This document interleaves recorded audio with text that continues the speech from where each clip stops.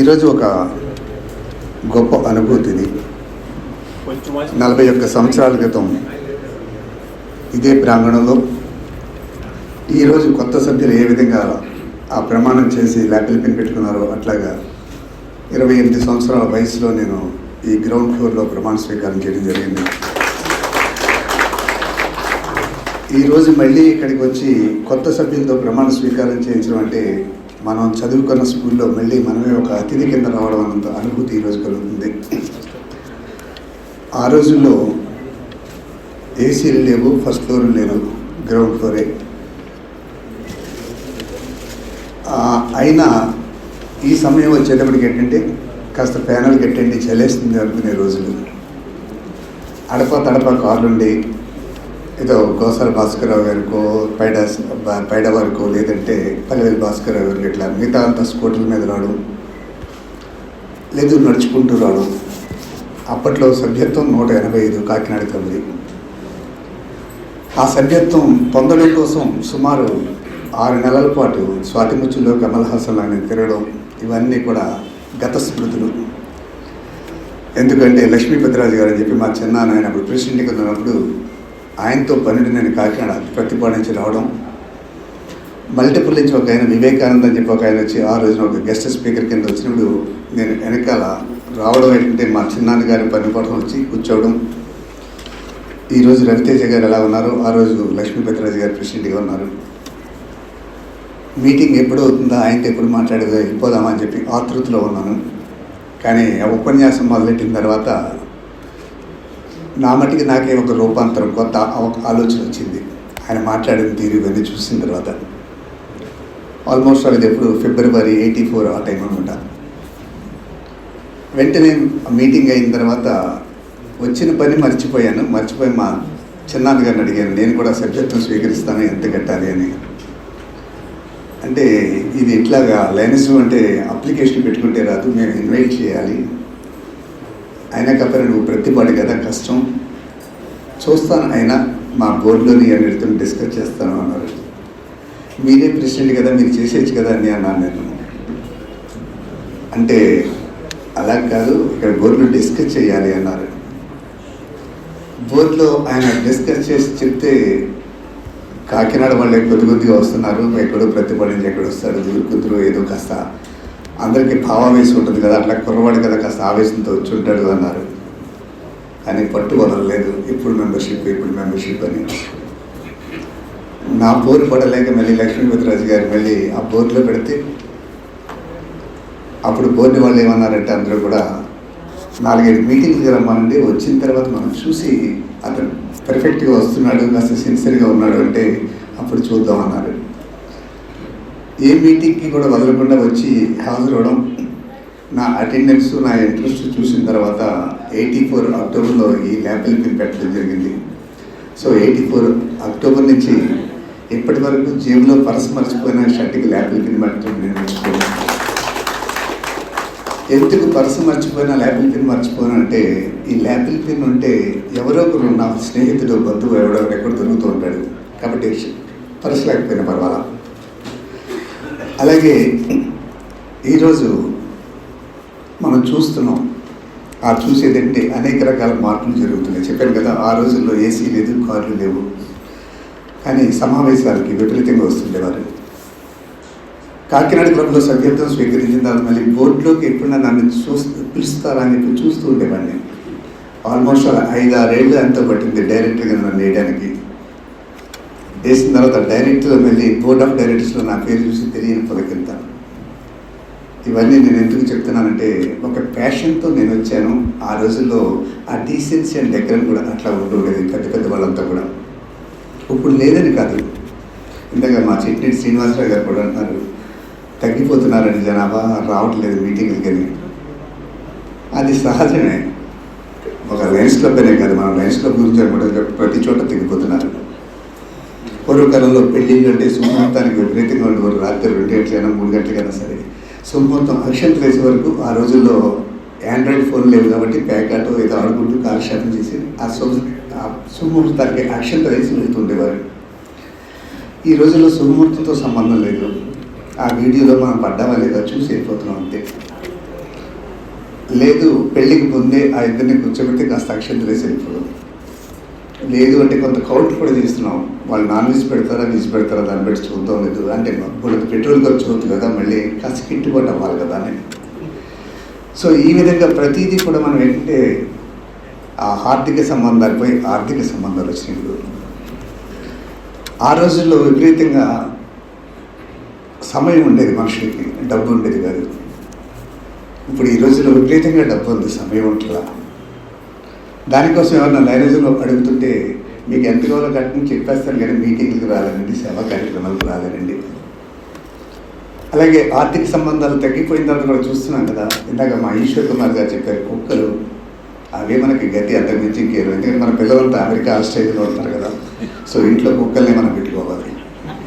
So ఆ కుక్కల్ని పెట్టుకోవాలి కాబట్టి మనం పెంచుకోవడం, దానికి అన్నం పెట్టడం కూడా తప్పదు. ఇంకా మన చైనాలో కూడా అదే జరిగింది. ఒక చోట ఆ ల్యాండ్స్కేపింగ్ అవుతుంటే అర్ధరాత్రి కానీ కుక్కలు విపరీతంగా మరుతుంటే ఏంటంటే అది చూసిన తర్వాత సుమారు 60 మందిని అది కాపాడింది. మా చిన్నతనంలో అనేవారు, కొడుకు గంట పెరటి దొడ్లో ఒక కొబ్బరి చెట్టు ఉంటే చాలు అది పోషిస్తే అని చెప్పి. కానీ కొబ్బరి చెట్లు కూడా అంతరించిపోతున్నాయి కాబట్టి కొడుకు గంట ఒక కుక్క ఉంటే చాలు మనం చూస్తుందన్న అనుభూతి వస్తుంది మనకి. ఎందుకు ఈ మాటలంటే కాస్త గాయం కలుగుతుంటే మనకు తప్పదు, ఇంకా చెప్పుకోవాలి. ఆ చెప్పుకోవడం ఎందుకంటే దానికోసం నేను ఎప్పుడు లైనేజంలో చెప్తుంటాను. పూర్వకాలంలో సేవ చేయడం కోసం లైనేజంలోకి వచ్చేవాడు. ఆ రోజుల్లో ఎక్కడ సేవ దొరికేది కాదు. అంటే కంటి ఆపరేషన్ చేయాలంటే లైన్స్లో పోలే, పల్స్ పోలియో చేయాలంటే రోటరీతో పోలే, ఇట్లా కొన్ని నిర్దేశంగా ఉండేవన్నీ కూడా. ఈ రోజుల్లో అన్ని ప్రైవేట్ ఐ హాస్పిటల్ వాళ్ళే ఫ్రీగా చేసేస్తున్నారు, లేదా క్యాంపెయిన్ చేసేస్తున్నారు, లేదా గవర్నమెంట్ చేస్తుంది. అలాగే పల్స్ పోలియో కూడా గవర్నమెంట్ చేస్తుంది. సేవ చేద్దామంటే మనకి పేషెంట్లు దొరకట్లా. కానీ మనకు సేవ చేసుకునే ఆ అవసరం ఇప్పుడు వచ్చింది. ఎందుకు వచ్చింది అంటే ఈ మధ్యనే మన విశాఖపట్నంలో మా కజిన్ వాళ్ళ తాలూకు వాళ్ళకి ఏంటంటే హాఫ్ సార్ ఇన్ఫెక్షన్ పడితే వాళ్ళు ఒక అమెరికా నుంచి వచ్చి విశాఖపట్నంలో పెట్టుకున్నారు. సాక్షాత్తు వాళ్ళ మేనమామే అన్నాడు, అంటే వాళ్ళంతా అమెరికాలో ఉన్న వాళ్ళు ప్యూర్ వెజిటేరియన్స్, అంటే మాంసం తింటారు. అదే మనకు ఆశ్చర్యమైన విషయం. వాళ్ళంతా వెజిటేరియన్ ఫుడ్ పెడితే వాళ్ళ మేనమామ అంటున్నాడు, వీళ్ళు అమెరికా నుంచి వస్తారు కదా, ఏదో రకరకాల నాన్ వెజ్ ఫుడ్ పెడతాం అనుకున్నారు, కానీ వెజిటేరియన్ పెట్టారు రా, అనవసరంగా కూడా ఖర్చు పెట్టి వచ్చాను ఎక్కడికి అన్నాడు ఆయన. ఇవన్నీ నేను ఎందుకు చెప్తున్నానంటే ఆ మానవ సంబంధాలు కనుమరుగైపోతున్నాయి. కనుమరుగైపోతున్న మానవ సంబంధాలు మెల్లి కలపాలి అంటే డెఫినెట్గా ఏదో ఒక వేదిక కావాలి. వేదిక కావడమే కాదు, మనిషి ఇప్పుడు కూడా ఈ రోజుల్లో మనం పెరగడానికి చూస్తున్నాం. అంటే పెరగడం కంటే ఎదగడానికి ప్రయత్నం చేయాలి. ఇప్పుడు కూడా మనం పెరగడం అనేది అంటే సహజం. నేను 28 ఏళ్ల వయసులో లయన్స్ క్లబ్లో జాయిన్ అయ్యాను, పెరిగాను. ఇప్పుడు 69 ఏళ్ల వయసుకు వచ్చాను. కానీ ఆ పెరిగింది వయసు అనేది సహజం, కానీ ఎదిగింది అనేది అంటే లైనేజంలో నేను పొందిన అనుభూతులు ఎంత అంతా కాదు. ఎవరిని ఎలా మాట్లాడాలి, ఎవరి నుంచి ఏం నేర్చుకోవాలి, ఇవన్నీ కూడా చాలామంది చెప్తుంటారు. ఎలా మాట్లాడాలంటే నేను ఎప్పుడు చెప్తుంటాను, ఏది మాట్లాడకూడదో తెలుసుకో, అన్నీ బాగుంటాయి ఇప్పుడు అని చెప్పి. సో ఇది మాట్లాడకూడదు అని మనం తెలుసుకుంటే ఆ మాట తీసేస్తుంటే అదే చెప్తుంటారు. ఒక శిల్పి ఒక రాయిలో ఆ ఉండే వ్యర్థాన్ని అంతా తొలగిస్తే లోపల నుంచి ఒక అర్చనామూర్తి, ఒక దేవతా విగ్రహం వస్తుంది. సో మనం ఏది మాట్లాడకూడదు, ఎక్కడ మాట్లాడకూడదు, ఇవన్నీ మనం తెలుసుకుంటే మనలో ఉండే ఒక మహత్తరమైన నాయకుడి బయటకు వస్తుంటాడు. అదే ఇంతగా ఈశ్వర్ కుమార్ గారు చెప్పింది, నాయకత్వం అనేది లైనేజం జరుగుతుంది. 84లో ఈ లైన్స్లో ఈ పోడియం ముందే కూర్చొని నిలబడి ఆ ప్రేయర్ చేయడానికి 2-3 నిమిషాలు ఆ ప్రేయర్ చదివిన తర్వాత నేను బ్లర్ అయిపోయి పడింది, ఇక్కడ కనపడలా. ఎంకామ్ చేసినా ఇప్పుడు కూడా మొట్టమొదటిసారి లైనేజ్లో వచ్చిన తర్వాత ఆ ప్రేయర్ చదవడం, స్టేజ్ ఎక్కడం. దిగిన తర్వాత పాపం రామ్ గోపాల్ వలారి గారు వాళ్ళు ఏంటంటే భుజం కట్టి బాగా చదివయ్యా ఫస్ట్ టైం అయినారు. అది నిజమేమో అనుకున్నాను నేను. తర్వాత మళ్ళీ 2, 3 సార్లు 3వ సారి చెప్పి సార్ నేను ప్రేయర్ చదువుతాను సార్ అన్నాను. వద్దులే మొదటిసారి చూసాం కదా అన్నారు. అదేంటి మీరు ఆ రోజు బాగా చదివేమన్నారు కదా అన్న. మొదటిసారి కదా డిసప్పాయింట్ అవుతుంది. మా కోడ్ ఆఫ్ కాండక్ట్లో కూడా ఉంది, be liberal in praising and be cautious in criticism, to build and not to destruct అని. అంటే పొగడ్తల్లో ఉదారంగా ఉండు, విమర్శల్లో జాగ్రత్తగా ఉండు. ఏదైనా నిర్మాణాత్మకంగా ఉండాలి తప్ప పాడు చేయడానికి ఉండకూడదు. ఒక అద్భుతమైన గీత లైనిజంలో ఉండే ఆ ప్రోటోకాల్ ఇవన్నీ కూడా నేను దానికోసం చెప్తుంటాను. లైనిజంలో ఈరోజు వస్తున్నారంటే పూర్వకాలంలో రాత బాగున్న వాడి చేతికి గీత వస్తుంది అని భగవద్గీత రావాలంటే. కానీ నా 41 సంవత్సరాల లైన్స్ ఎదుగుదలలో నేను చెప్తున్నాను, రాత బాగున్న వాడి చేతికి ల్యాపిల్ కింద వస్తుంది తప్ప అందరికీ రాదు. ఇది రావాలి అంటే పెట్టి పుట్టాలి, కాస్త పూర్వజన్మ సుకృతి ఉండాలి, కాస్త సామాజిక స్పృహ ఉండాలి, కాస్త ఎందుకు పుట్టామో తెలుసుకోవాలి, పుట్టిన తర్వాత ఏం చేయాలో తెలుసుకోవాలి, మరణించిన తర్వాత మనం ఏం మిగల్చాలో మనకు తెలియాలి. అదే అబ్దుల్ కలాం గారు చెప్తుంటాడు, నువ్వు ఎన్ని కోట్లు ఆస్తి సంపాదించావు, ఎన్ని బిల్డింగ్లు కట్టావు, ఎన్ని ప్లాట్లు కట్టావు అన్నారు. జీవిత చర్మాంకంలో ఒక్కసారి వెనక్కి తిరిగి చూసుకుంటే నీ వల్ల నేను ఇన్స్పైర్ అని చెప్పి ఒక్క చిరునవ్వు ఒక వ్యక్తి చింతిస్తే నీ జీవితానికి అది చాలు అంటాడు ఆయన. సో అట్లాంటి చిరునవ్వులు చిందించాలి అంటే సమాజాన్ని చదవాలి. అదే స్వామి వివేకానంద చెప్తుంటాడు, you need not read any holy book if you know how to read human beings. వ్యక్తిని కానీ సక్రమంగా చదవడం నేర్చుకుంటే నువ్వు భగవద్గీత, బైబిల్, ఖురాన్ చదవగల. సో వ్యక్తుల్ని చదవాలనుకున్నప్పుడు ఒక వేదిక కావాలి. ఆ వేదిక కావాలి అనుకున్నప్పుడు మనం చూస్తున్నాం, భార్యాభర్త కూడా మాట్లాడుకోవడానికి సమయం లేదు. ఎందుకంటే భార్య పెట్టేస్తుంది ఒక వాట్సాప్లో మెసేజ్, టీవీ మీద అన్నం ఉంది, ఫ్రిడ్జ్లో కూర ఉందా అని చెప్పి. అది చూసుకుని వాడు వెళ్ళిపోతున్నాడు. ఎందుకంటే వీళ్ళు ఒక సీరియల్ అలవాటు వీళ్ళు ఉంటుంటారు కదా, వాళ్ళని డిస్టర్బ్ చేయడానికి ఈజీగా ఉంటాడు. 2-3 రోజులు అట్లా ఉంటాడు, 3 రోజులు 4 రోజులు అనుకుంటాడు. ఇంటికి వచ్చి భోజనం చేసి గంట జేఆర్ఎస్టీసీకి ఎక్కడికి భోజనం చేయడం బెటర్, మనకి కనీసం సర్వం నమస్కారం పెడుతున్నాడు అని చెప్పి ఆ విధంగా బయటికి వెళ్ళడం నేర్చుకుంటుంటాడు. బయటికి వెళ్ళి వచ్చిన తర్వాత ఇంతసేపు ఎందుకు అయిందని చెప్పి వీళ్ళు ఆరాధిస్తారు. అక్కడి నుంచి మళ్ళీ స్పర్ధలు. సో ఈ రోజుల్లో మనకి ఏంటంటే ఇవన్నీ పోవడానికి భగవంతుడు ఇచ్చిన ఆ కమ్యూనికేషన్ స్కిల్, భార్య, భర్త, కొడుకు, కూతురు మాట్లాడుకోవడం అని మర్చిపోయాం. ఆ మర్చిపోయిన తర్వాత ఒకే చోట కూర్చొని భోజనం చేయడం మర్చిపోయాం. ఇవన్నీ మర్చిపోయాయి కాబట్టి ఒక వసుదైక కుటుంబం కింద ఒక మహత్తరమైన వేదికగా ఉందా అని చెప్పి ఆలోచన చేసి అప్పుడు జాయిన్ అయింది లైట్స్ క్లబ్స్ ఇంటర్నేషనల్. నేను సభ్యత్వం స్వీకరించడం ఈరోజు నేను వచ్చే పరిస్థితి కాదు. ఎందుకంటే 90 సంవత్సరాలు మా మదర్ ఆల్మోస్ట్ ఆల్ డేస్లోకి వచ్చేసింది. ఈరోజు మార్నింగే నన్ను అడిగింది ఎక్కడికి వెళ్ళకు అని చెప్పి.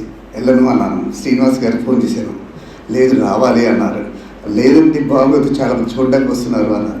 ఏమైనా రావాలి అన్నారు. అలాగే కాబోయే సతీష్ గారు కూడా మీరు రావాలి అన్నారు. ఈ లోపల మాకు రెడ్ నాయుడు గారు ఉన్నారు కాబట్టి ఆయనతో చెప్తే సరే ఆయనకి వేరే ప్రోగ్రామ్స్ ఉన్నాయి వస్తానండి అన్నారు. నిజంగా ఇది లైనిజం కాకపోతే నేను అవాయిడ్ చేసేవాడిని. కానీ ఎందుకు అవాయిడ్ చేయలేకపోతున్నానంటే నన్ను ఇది ఎప్పుడంటే ఎదగడానికి ప్రయత్నం చేసింది. ఎదగడానికి ప్రయత్నం చేసిందంటే ఎలా ఉండాలి, సమాజంలో ఏం చేయాలన్న విషయాలను కూడా నేర్పింది. దీనికోసం పెరగడం, ఎదగడం అన్నారు కదా ఇందాక. పెరగడం వల్ల ఏమవుతుందంటే ముసలివాళ్ళు అవుతాం, ఎదగడం వల్ల ఏమవుతుంటే వికాసం చెందుతాం. సో మనం ఎదగడానికి ప్రయత్నం చేయాలి. దాన్నే ఎంతకాలం నువ్వు బ్రతికేవని అడిగితే సాధారణంగా మనం చెప్పేస్తుంటాం 68 ఏళ్ళు, 69 ఏళ్ళని. అదే వ్యక్తిని నువ్వు ఎంతకాలం జీవించేవని అడగండి, డౌట్ ఫీల్ అవుతాడు. బ్రతకడం ఏంటి, జీవించడం ఏంటి అని. ఈ రెండింటికి చాలా వ్యత్యాసం ఉంటుంది. ఒక మంచి పుస్తకం చదివినా, మంచి వ్యక్తితో సద్గోష్ఠి చేసినా, మంచి ఉపన్యాసం అయినా, ఒక చిన్న సేవా కార్యక్రమం చేసినా ఇవన్నీ కూడా జీవించిన క్షణాలు. మిగిలినంతా కూడా బ్రతికిన క్షణాలు. ఆ బ్రతకడంలో పంది, పక్షి అన్నీ బ్రతుకుతాయి, మనం బ్రతుకుతుంటాం. సో అవి పిల్లలు కంటుంటే మనం పిల్లలు కంటుంటాం. కానీ ఇట్లాంటి గడియలన్నీ కల్పించుకుంటే ఆ జీవించిన క్షణాలు. జీవించిన క్షణాలు ఎక్కువగా ఉన్న ప్రతి వ్యక్తి కూడా మరణించిన తర్వాత మళ్ళీ పుడతాడు. వాడే మహాత్మా గాంధీ అవ్వచ్చు, మదర్ తెరిసా అవ్వచ్చు, ఇట్లాంటి వ్యక్తి. సో వాళ్ళ జీవితంలో బ్రతికిన 60 ఏళ్ళలో 40-45 ఏళ్ళు జీవించుంటారు. అలాగే మనకు తెలుసు ఆదిశంకరాచార్య 29 సంవత్సరాలన్నా 27-28 సంవత్సరాలు జీవించి ఉండవచ్చు. స్వామి వివేకానంద 39 సంవత్సరాలు బ్రతికిన 36 సంవత్సరాలు 30 సంవత్సరాలు జీవించి ఉండవచ్చు. సో జీవించడానికి ఒక వేదిక ఏమైనా ఉందంటే లయన్స్ క్లబ్స్ ఇంటర్నేషనల్, రోటరీ ఇట్లాంటి సేవా కార్యక్రమాలే. కొంతమంది అనుకోవచ్చు ఎందుకంటే అంతంత డబ్బులు కట్టి, ఆ ఇంటర్నేషనల్ కట్టి, డిస్ట్రిక్ట్ కట్టి ఇవన్నీ అవసరమా అని. ఇది అవసరమే డెఫినెట్గా. ఎందుకంటే మన వర్తక సంఘము, మన కుల సంఘము ఉందనుకోండి, డెఫినెట్గా మన యొక్క ఏరియా ఆ లిమిట్లోనే ఉంటుంది. ఒక క్షత్రియ పరిషత్తు, వైశ్య సంఘము, రెడ్డి సంఘము అనుకోండి, కేవలం పరిధి అక్కడే ఉంటుంది. మన ఆలోచన అంతవరకే ఉంటుంది. అదే స్వామి వివేకానంద అమెరికా వెళ్ళినప్పుడు చెప్తుంటాడు. అమెరికా వెళ్ళినప్పుడు మొట్టమొదటి కథ ఏంటంటే ఈ విశ్వమత మహాసభ ఒక వసుదైక కుటుంబాన్ని సృష్టించడానికి వచ్చిందని చెప్పి ఈశావాస్యోపనిషత్తులో ఒక శ్లోకం చెప్పి ఒక కథ చెప్తాడు. ఒక సముద్రంలో ఉన్న కప్ప నూతిలో ఉరికిందట. ఉరికిన తర్వాత ఆ పుట్టి అక్కడే పెరిగిన నూతిలో కప్ప దాన్ని చూసిన తర్వాత hi where from you are అని అడిగిందట. ఎక్కడి నుంచి వచ్చారు అని చెప్పి. వెంటనే సముద్రం నుంచి వచ్చిన కప్ప చెప్పిందట, నేను సముద్రం నుంచి వచ్చాను అని చెప్పి. వెంటనే ఈ కప్ప ఇక్కడి నుంచి అంత దూకి అక్కడ ఊరికి మీ సముద్రం ఎంత ఉంటుందా అని అడిగిందట. అంటే ఎప్పుడు పాపం ఇది ఆ నూతిని దాటి వెళ్ళలేదు. లేదు ఇంకా పెద్ద ఉంటుంది అందట. మళ్ళీ ఇంకొక లాంగ్ జంప్ చేసిందట, ఎంత ఉంటుందా అందట. లేదు ఇంకా పెద్ద ఉంటుంది అని. నువ్వు యువతల పక్క నుంచి అవతల పక్కకి జంప్ చేసి ఇంత ఉంటుందా అందట. అంటే ఇంకా పెద్దది ఉంటుంది అందట. నువ్వు అబద్ధం ఆడుతున్నావు అందట. ఎందుకంటే అది చూడలేదు. అలాగే నా కుల సంఘమో, నా వర్తక సంఘమో, లేకపోతే నా పార్టీ పట్టుకున్నప్పుడు నూతులో కప్పల్లాగే మనం ఉంటాం. కానీ ఈ రోజున ఒక సాగరం నుంచి వచ్చిన ఒక కప్పలాగంటే ఒక ఇంటర్నేషనల్ ఆర్గనైజేషన్ మనం వచ్చినప్పుడు మన ఆలోచనలు ఏంటంటే think locally and serve globally అని ఉంటుంది. అక్కడ ఎప్పుడు కూడా అంటే నీ యొక్క స్థానికంగా నీ అవసరాల గురించి ఆలోచిస్తూ నీ నాయకత్వం అంటే వసుదేకి కూడా మనం వేరు తెరిచే నీట్ తెరిచే లైన్ దాని గురించి ఆలోచించు అని చెప్పి. సో ఇది చెయ్యాలి అనుకున్నప్పుడు ఏంటంటే ఈ రోజున వచ్చే మెంబర్స్, కొత్త మెంబర్స్ అందరినీ కూడా ఏంటంటే బై కంపల్షన్ రావద్దు, బై ప్రెషర్ రావద్దు. నేను జీవితాంతం లైన్ సభ్యుడిగా ఉంటానంటేనే ప్రమాణ స్వీకారం చేయండి. అదే నేను ఇప్పుడు చెప్తుంటాను. చాలామందికి తెలుసో తెలియకో ఎంకరేజ్ చేసేస్తుంటారు. నువ్వు ఎల్ఐసి ఏజెంట్ వచ్చే పోటీ బిజినెస్ అయిపోతే, అయితే రియల్ ఎస్టేట్ చేస్తున్నావా వచ్చే పోటీ సైట్స్ పెడతాను. అదంతా ఫాల్స్, ఏమీ అవ్వదు. ఇక్కడ ఎల్ఐసి ఏజెంట్లు ఉంటారు, ఇక్కడ రియల్ ఎస్టేట్ వాళ్ళు ఉంటారు. కానీ ఇక్కడ మనం వచ్చేమంటే మనం వికాసం చెందడానికి రావాలి. నేను అదే చాలా సందర్భాల్లోని వర్క్షాప్లో అడుగుతుంటాను, లైనర్స్లో ఎందుకు జాయిన్ అవ్వని చెప్పి. చాలామంది చెప్తారు సర్వీస్ చేయడానికి ఏంటంటారు. ఏ సర్వీస్ చేయకపోతే నువ్వు లేకపోతే సర్వీస్ అవ్వదా? నీకంటే ముందు లైనిజం పుట్టింది, మనం చనిపోయిన తర్వాత కూడా లైనిజం ఉంటుంది. కాబట్టి లైనిజం అనే గొడుగులో మనం ఉన్నాం. కాబట్టి సర్వీస్ చేయడానికి చాలామంది ఉన్నారు. అంటే ఫెలోషిప్ అని అంటుంటారు. ఫెలోషిప్ ఇక్కడికి అక్కడికి తేడా ఏంటి అని. కానీ దానికి భిన్నంగా నేను ఒకటే చెప్తుంటాను, లైనిజంలో నేను జాయిన్ అయింది, కొనసాగుతుంది, అన్ని చేస్తుంది కూడా కేవలం నన్ను నేను ఉద్ధరించుకోవడం కోసమే. Self help is the best help అంటుంటారు. నిన్ను నువ్వు ఉద్ధరించుకో చాలు. నిన్ను నువ్వు ఉద్ధరించుకుంటే సమాజంలో ఒక ఇడియట్ తగ్గినట్టే. మనం ఇదంతా చేయకుండా సమాజం పాడైపోయింది అంటాం. ఎంత ఫూలిష్నెస్ ఉండేది. ఆ సమాజంలో మనం ఉన్నాం. అదే చెప్తుంటారు ఒక పాట, అందరూ బాగుండాలి అందులో నేను ఉండాలని ఒక పాట పాడుతుంటాం మనం. అదే గరికపాటి వారు ఒకసారి చమత్కారంగా అన్నారు, అందరూ బాగుండాలి అందులో నువ్వు ఉండాలంటే అది ఎలా కుదురుద్ది, అందులో నువ్వు ఉన్నా కదా అది బాగోదు అంటాడైనా. సో నువ్వు ముందు బాగుపడి ఇప్పుడు సమాజం బాగుపడుతుంది. సో సమాజం బాగుపడాలంటే ముందు మనం సమాజాన్ని చదవాలి, మనుషుల్ని చూడాలి. సో ఆ విధంగా చూస్తూ దీంట్లో కూడా ఏంటంటే ఎక్కువ ఆడవాళ్ళు వస్తే చాలా బాగుంటుంది. మా రోజుల్లో 84, 85 అంటే లయన్స్ క్లబ్తో పాటు లైనర్స్ క్లబ్ అప్పుడు ఏంటంటే లైన్ మెంబర్స్కి అంటే లేడీస్కి మెంబర్షిప్ అనేది కేవలం 1987 నుంచి ఇచ్చారు. అంతకుముందు లేడీస్కి మెంబర్షిప్ లేదు కాబట్టి లయన్స్ వైఫ్స్ అందరినీ కూడా ఏంటంటే లయనర్స్ అనేవారు. వాళ్ళు చేసే కార్యక్రమాలు విపరీతంగా ఉంటుండే, వాళ్ళతో పోటీ పడడం లయన్స్ క్లబ్ వాళ్ళకి కష్టమైపోతుంది. సో అదే విపరీతమైన కట్టుబాట్లు ఉన్న రోజుల్లో ఆడవాళ్ళు అద్భుతంగా చేశారు కార్యక్రమాలు. కట్టుబాట్లు తగ్గిన రోజుల్లో ఆడవాళ్ళు తగ్గిపోతున్నారు. ఈరోజు లయన్స్ క్లబ్స్ ఇంటర్నేషనల్ వాళ్ళు కూడా అంటే ఆడవాళ్ళనే ఎక్కువ తీసుకురమడానికి కారణం అంటే ఆడవాళ్ళకి ఉన్న సహనం కానీ, ఆడవాళ్ళకి ఉన్న ఆ పారదర్శకత కానీ, ఆ ప్లానింగ్ కానీ ఎవరికీ ఉండదు. మనం ఏం చేస్తుంటామంటే ఎవరి మీద జోక్ చేస్తే ఏమైనా ఇబ్బంది పడతారని చెప్పి మనకి అందుబాటులో ఉంటారు కాబట్టి మన భార్యల మీద ఆడవాళ్ళ మీద జోక్ వేస్తాం తప్ప ఆ స్త్రీమూర్తులకి అందరికీ ఇప్పుడు శిరస్సు వచ్చి నమస్కారం చేస్తేనే ఆ సమాజం సంస్కారవంతంగా ఉంటుంది. సో ఆ విధంగా అయితే ఆడవాళ్ళని ఎందుకు తీసుకురావాలని నేను అంటున్నానంటే, ఈ మధ్యన బెంగళూరులో ఒక ఆవిడ డ్రైవింగ్ లైసెన్స్ కోసం ఆర్టీఓ ఆఫీస్కి వెళ్తే అక్కడ ఆర్టీఓ ఆఫీస్లో ఇన్స్పెక్టర్ అడిగిందట అప్లికేషన్ రాస్తాం, వాట్ ఈజ్ యువర్ ప్రొఫెషన్ అని చెప్పి. అంటే మదర్ అందట. అంటే నీ వృత్తి అడుగుతున్నానమ్మా, ప్రొఫెషన్ అంటే వృత్తి అందట. మదర్ అందట. మదర్ అని ఆవిడ కోపం వచ్చింది, మదర్ వృత్తి ఏంటి అందట. మదరే నేను చేసేది అందట. నీకు అర్థం కావట్లేదు, నా టైం వేస్ట్ చేస్తున్నావు, tell me what is your profession అందట. అప్పుడు వెంటనే చేయలేదట, child development and nutrition specialist అందట. మీరు ఎలాగ అర్థమయ్యేలా చెప్పు అందట ఆవిడ. అని చెప్పి ఏం చేస్తుంటారు మీరు అందట. నాకు ఒక కొడుకు కూతురు ఉన్నారు. కొడుకు ఏమో 11th క్లాస్, కొడుకేమో 11th స్టాండర్డ్ చదువుతున్నాడు, కూతురు 4th స్టాండర్డ్ చదువుతుంది. వాళ్ళిద్దరు ఎలాగ వికాసం చెందాలి, పెద్దల పట్ల ఎలా గౌరవం ఉండాలి, సమాజంలో ఎలా ఉండాలి, ఫ్రెండ్స్తో ఎలా ఉండాలి, ఇవన్నీ కూడా ఏంటంటే చైల్డ్ డెవలప్మెంట్ అంతా నేను ఇంటి దగ్గర చెప్తాను. తర్వాత ఏ రోజు మార్నింగ్ బ్రేక్ఫాస్ట్ చేయబెట్టాలి, టిఫిన్ ఏం చేయాలి, ఎట్లాంటివి కూడా క్యారీలు అనేది సరిగ్గానే పంపిస్తుంటాను. సో న్యూట్రిషన్ చేస్తుంటాను, చైల్డ్ డెవలప్మెంట్. అద్భుతంగా ఉందండి. అంటే ఆవిడ ఆర్టీఐ ఆఫీసర్ అయినా సరే ఆవిడకి అర్థం కాలేదు ఈ లాజిక్. సో ఈ రోజుల్లో అమ్మలు ఏంటంటే ముందు సంస్కరించవలసింది మన పిల్లల్ని. మన పిల్లల్ని మనం సంస్కరించడానికి మనకు ఏమనుకోద్దు మాతృమూర్తులు. సో మనకి సమయం లేదు, ఎందుకంటే రకరకాల ప్రతి వాళ్ళకి ఆండ్రాయిడ్ ఫోన్లు రకరకాల ఇవన్నీ ఉన్నాయి. సో ముందు అక్కడి నుంచి మన సెల్ఫ్ హెల్ప్ అనేది అంటే మన పిల్లవాడిని కానీ మన పిల్లల్ని కానీ సంస్కరించి సమాజానికి అందించడం కానీ ఒక అద్భుతమైన లోకాన్ని మనం సృష్టించవచ్చు. ఆ తర్వాత ఏంటంటే ముందు మన ఫ్యామిలీ ఫస్ట్, అదే లైనేజ్ చెప్తుంది, family first, business second and lineage third. కానీ ఈ రోజుల్లో కొంతమంది మనం ఏం చేస్తున్నాం, దాన్ని రివర్స్లో చేస్తున్నాం.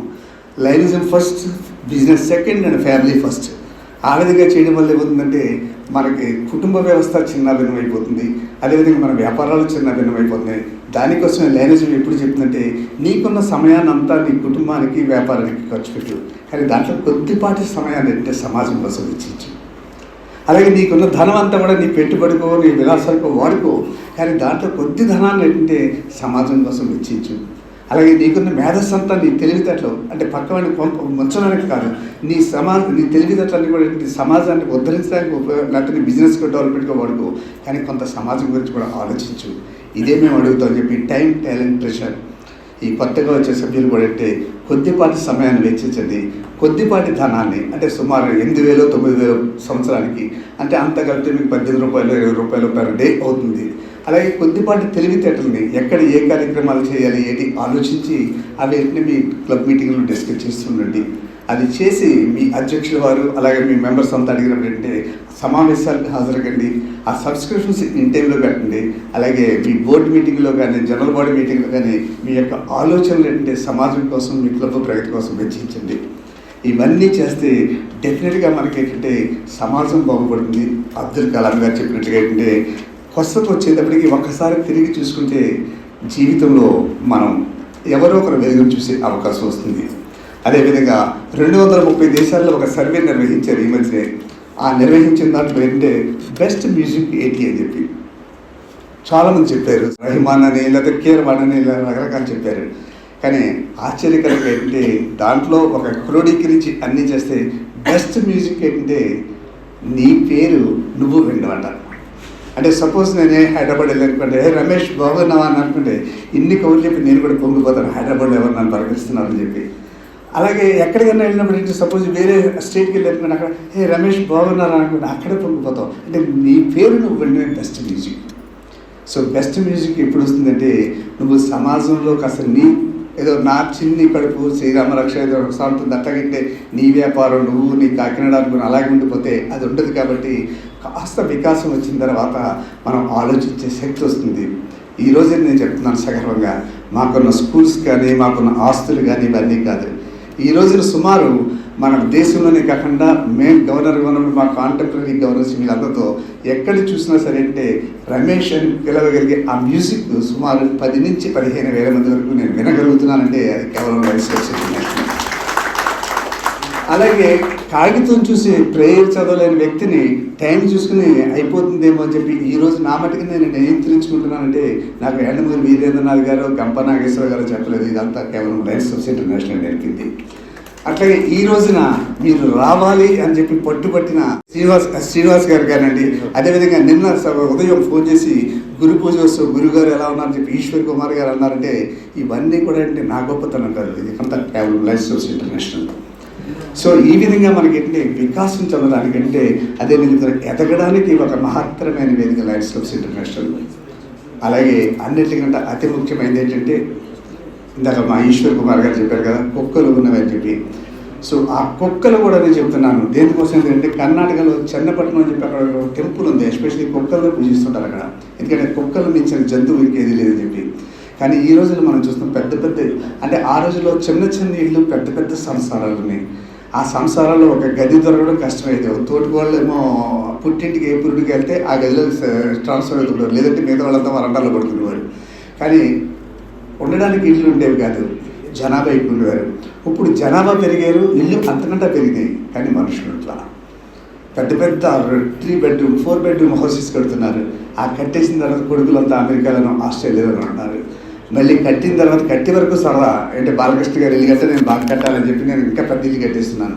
ఆ కట్టేసిన తర్వాత మనుషులు దొరకట్లేదంటే బాలకృష్ణ గారు ఎలా పడుతున్నారని చెప్పి మళ్ళీ ఆయనతో డిస్కస్ చేయడానికి వెళ్తుంటాను. వెళ్ళిన తర్వాత మనకి ఇంట్లో మనుషులు దొరకట్లేదు, మాఫింగ్కి ఎవరో దొరకట్లేదు, ఇవన్నీ చూస్తూ ఫైనల్గా ఏంటంటే బితుకుమంటూ ఇద్దరే ఉంటూ ఆ ఇద్దరు ఉన్న తర్వాత సంరక్షించాలి, మనం చూడాలి కాబట్టి ఏ జర్మన్ షెఫర్డో ఏదో తెచ్చుకుని ఇంట్లో పెట్టుకుని బయట బోర్డు పెట్టుకుంటున్నాం, కుక్కలు ఉన్నవి జాగ్రత్త అని చెప్పి. లోపల కుక్కలు అమృతపుత్రులైన మనుషులు ఉన్నారు ఇద్దరు. ఆ ఇద్దరు మానసి కుక్కలు ఉన్నవి జాగ్రత్త అని బయట బోర్డు పెట్టుకుంటే ఎంత దిగజారిపోయేవాడు చూడండి. అలాగే నేను ఆర్కిమెడిక్ క్లబ్ అడ్మినిస్ట్రేషన్కి వెళ్ళాడు. భీమవరంలో మా జూనియర్ గవర్నర్ ఆయన హౌస్ చూడడానికి వెళ్ళాను నేను. వెళ్ళిన తర్వాత ఆయన సుమారు ఒక 70-80 లక్షలు పెట్టి ఒక బ్రహ్మాండమైన బిల్డింగ్ కట్టాడు. ఆ కొడుకు ఏంటంటే చదువు కోసం విదేశాలకు వెళ్ళిపోయాడు. వెళ్ళిపోయిన తర్వాత నేను ఆయన క్యాజువల్గా అడిగాను, ఎలా ఉంది మీ కొడుకు, ఎలా ఉన్నాడు ఏంటి అని చెప్పి. ఏం చెప్పమంటారు రమేష్ గారు, చాలా బాధగా ఉంది. వాడు వెళ్తా కుక్కర్ నాకు ఇచ్చాడు, ఏదో బ్రీడ్ చెప్పాడు. అక్కడికి వెళ్ళిన తర్వాత ఫోన్ చేస్తున్నాడు, ఫోన్ వస్తుంది, గబుక్కని ఎత్తుతున్నాను, నాన్న కుక్క ఎలా ఉందని అడుగుతున్నారు తప్ప అమ్మ ఎలా ఉంది, నువ్వు ఎలా ఉన్నాను అడగట్లేదు. నేను జోక్ చెప్పట్లేదు, వాస్తవం. అది చాలా బాధగా ఉందని వినడానికి. ఏం చేస్తాం మీరు అంటే లేడు అని వదిలేసుకోక మళ్ళీ అంటాడు, నాన్న ఒకసారి ఏంటంటే వీడియో కాల్ చేసి కుక్కను చూపించంటాడు తప్ప అమ్మని చూపించు నాన్న చూపించట్లేదు. ఇదేనే మా అధ్యయన బతుకులు, ఏం చేస్తూ ఉంటాం అంటే నేను నవ్వేసి ఇంకా అలాగే అంతకంటే బాధాకరమైన విషయం చెప్పమంటారా అన్నాడు. ఏంటి చెప్పండి అన్నాను. నిన్నే వాడు అక్కడి నుంచి ఫోన్ చేశాడు, కుక్కకి ఏంటి హెయిర్ కటింగ్ చేయించింది, తీసుకెళ్ళాను. అంటే కుక్కకు కూడా హెయిర్ కటింగ్లు ఉంటాయా అని అడిగాను. నేను కాస్త పల్లెటూరుడు కదా, నేను మామూలు అయ్యో మీకు తెలియదంటే కుక్కలు ఉంటాయండి, ఎంతో తెలుసా అన్నాడు. ఎంతండి అన్నాను. కటింగ్కి 2700 షాంపూయింగ్కి 2200 అల్లి కలిపితే 4900 అయిందట. నాన్న వాడిచ్చి షాంపూ మంచిది కదా, పన్నాడు కొనమన్నాడు, 100 రూపాయలు అది కొన్నాను. సో మా కుక్కకి క్షవరం చేసినాక 5000 అండి. నా జీవితాంతో నేను క్షవరం చేసుకున్నా 5000 అవ్వదని నాకు కొన్నాడు. సో కుక్కల్లా బతుకొద్దు, మనం మనుషుల్లో బ్రతుకుతాం. మనుషుల్లా బ్రతకాలంటే మానవత్వాన్ని గుబాలిద్దాం. మానవత్వాన్ని గుబాలించాలి అంటే మనుషులతో మాట్లాడదాం. ఎప్పుడు మొఖాల మీద చిరునవ్వుకు తొలగిపోకుండా బాధలు ఉంటే ఆ బాధలు శివుడిలాగా అంటే కిందనే నొక్కి పెట్టండి. ఆ చిరుమందహాసంతో ఆ ప్రజలు కలిసే ప్రయత్నం చేయండి. ఒక్కొక్క వ్యక్తిని చూసి ఒక్కొక్క విషయం మనం నేర్చుకోవచ్చు. అదే శ్రీరామకృష్ణ వారు చెప్తుంటాడు, తేనెటీగలాగా బ్రతకడం నేర్చుకోరా అని చెప్పి. తేనెటీగ ఆ పుష్పం బృందావనంలో పూసిందా, పాయికాడంతుడిలో పూసిందా చూడదు, ఆ పుష్పం నుండే ఆ మకరందమే చూస్తుంది అది. సో ఆ మకరందం మనం ఎత్తుక్కోవాలి అంటే అన్ని చోట్లకి వెళ్ళాలి. మన బంధువుల ఇంటికి వెళ్తే ఏదో బంధుత్వం మాట్లాడుతుంటాం, కానీ ఇక్కడికి వచ్చిన తర్వాత మనం మాట్లాడుతుంటే ఒకరు డాక్టర్, ఒకరు ఇంజనీర్, ఒకరు ఇలా ఉంటుంటారు. కాబట్టి అందరి మనుషులు అనేక మకరందాలు దొరుకుతాయి. కాబట్టి ఆ మకరందాన్ని స్వీకరించి ఆ మకరందం తీసుకుంటూ మనం ఏంటంటే మహోన్నత వ్యక్తుల కింద జీవితకాలాన్ని పెంచుకోవడానికి, ఎదగడానికి ఈ వేదిక లయన్స్ క్లబ్ ఇంటర్నేషనల్. కాబట్టి మరొక్కసారి ఈ లయన్స్లోకి వస్తున్న సభ్యులందరినీ కూడా మనస్ఫూర్తిగా ఆహ్వానిస్తూ మీ అందరినీ కోరేది ఒకటే, మీరు మరణించిన తర్వాత బాదం బాలకృష్ణ ఐ బ్యాంక్కి కళ్ళు ఇచ్చిన ఇవ్వమని నేను పట్టించుకోను. మీరు మరణించిన తర్వాత మీ పార్థివ దేహం చూడడానికి వచ్చినప్పుడు మీ షర్ట్కి ల్యాపిల్ పిన్ ఉండాలి, అది ఉంటే చాలా. ఎందుకంటే ఈ ల్యాపిల్ పిన్ ఉంటే ఆటోమేటిక్గా అడగకపోయినా బాలకృష్ణ ఐ బ్యాంక్ ఇచ్చేస్తుంటాం మనం. సో ఆ విధంగా ఇదేంటి ఎప్పుడు కూడా ఈ పిన్ని పెట్టుకోండి. చాలామంది ఏంటి మీటింగ్లకు వచ్చినప్పుడు పెట్టుకుంటారు. మీటింగ్లకు వచ్చినప్పుడు కూడా ఏదో తప్పు చేస్తున్నట్టుగా అంటే జేబులో పెట్టుకొచ్చి పైకి మెట్లెక్కితే ఎలా తగ్గించుకుంటాడు, అప్పుడు ఏదో చేయకూడదు పని అది. కానీ ఇదే మనుషులు ఏం చేస్తారంటే December 31 వస్తే మోటార్ సైకిల్ మఫ్లర్ తిప్పేసి బాటిల్ ఊపుతా రోడ్లలో తిరుగుతుంటుంటారు. అది చేయకూడదు, ఇది చేయాలి. సో ఎప్పుడు ల్యాపిల్ పిన్ పెట్టుకోండి, ఇది మన సంస్కరిస్తుంది. సపోజ్ నాకు ఎక్కడైనా టెంప్ట్ అయ్యాను అనుకోండి, ఏ బార్కి వెళ్ళాలనుకోండి, బార్కి వెళ్ళిన తర్వాత ఆ బార్ షాప్లో అడుగుతాడు, సార్ మీరు లైన్స్ కూడా తాగుతారా సార్ అంటాడు పిన్ని చూసి. కాబట్టి అది చూసి మనం తాగకూడదు ఈ పిన్ అని చెప్పి జాగ్రత్తగా దానికోసం మనం సంస్కరించబడుతుంటాం.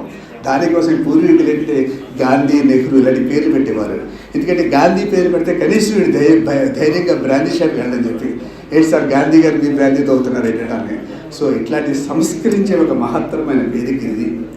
సో ఇవన్నీ కూడా మీ అందరికీ ఎందుకు చెప్తున్నానంటే, ఈరోజు 1.5 మిషన్ అనుకున్నప్పుడు వచ్చేవాళ్ళు వస్తున్నారు, పోయేవాళ్ళు పోతున్నారు. ఎందుకు వస్తున్నారో వాళ్ళకి తెలియదు, ఎందుకు పోతున్నారో వాళ్ళకి తెలియదు. ఎందుకు వస్తున్నాము అనుకున్నప్పుడు ఏంటంటే ఏదో కంపల్షన్ వల్ల వస్తున్నారు, పోతున్నామంటే నన్ను ఎవరు పట్టించుకోవట్లేదని పోతున్నారు. వ్యవస్థ అనేది మహత్తరమైన వ్యవస్థ ఇది లయన్స్ క్లబ్ ఇంటర్నేషనల్.